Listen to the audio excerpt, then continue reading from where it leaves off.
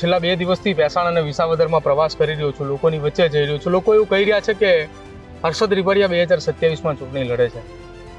જો હું છે ને એ ટાઈપનો વ્યક્તિ છું, હું એમ નહીં કે મારે લડવી જ છે.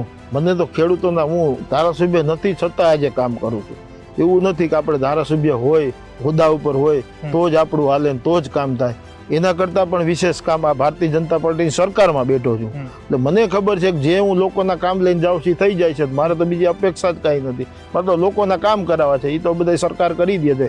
આપણે કાંઈ વ્યક્તિગત મારા કાંઈ ન હોય. મારે કાંઈ દુકાન નથી કારખાનું કે નથી કાંઈ બિલ્ડિંગો બનતી. આ વાડીએ હાથ બાર છે એ જ છે, અને ખેતી છે જમીન, બાકી કોઈ બિઝનેસ નથી. મારે બીજું કાંઈ કામ ન હોય ખેડૂતોનું હોય, એટલે એ કરી આવું છું, થઈ જાય છે. એટલે એમાં બહુ અપેક્ષા નથી કે આપણે લડી લઈ, કારણ કે બધું કરી લીધું. 2 ટર્મ ગયો છે. તમારી અપેક્ષા નથી, તમે એવું કહ્યું, પણ તમારી જનતા એવું કહે છે કે હર્ષદ રીપડિયા હવે મેદાને ઉતરવાની તૈયારી જો કરે તો 2027માં જેમ 2014ની પેટા ચૂંટણીમાં હાર તોરા કરીને અહીંની જનતા તમને લાવી હતી, એવી રીતે જનતા લાવવા માંગી રહી છે. અને જનતા તમને આવીને એમ કહે વિસાવદર ભેસાણની કે હર્ષદભાઈ તમારે લડવાનું છે, તો પાર્ટીની સમક્ષ તમે રજૂઆત કરશો ખરા કે મારી જનતા મને કહી રહી છે કે તમે લડો? એમ જનતા કહેશે તો પાર્ટીનું ધ્યાન પણ દોરશું, બરોબર.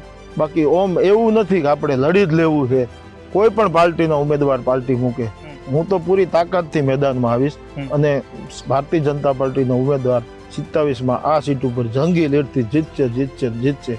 કોઈ ગમે વાત કરતા હોય, કાંઈ આમ માહોલ થઈ ગયો, આમ માહોલ થઈ ગયો, બધા માહોલોની વચ્ચે ભારતીય જનતા પાર્ટીનો ઉમેદવાર 27માં અમે જીતાવીને લાવશું. હજુ સુધી તમે અમારી ચેનલને સબસ્ક્રાઇબ નથી કરી તો અત્યારે જ ન્યૂઝરૂમ ગુજરાતને સબસ્ક્રાઇબ કરો, ફેસબુક અને ઇન્સ્ટાગ્રામ પર ફોલો કરો.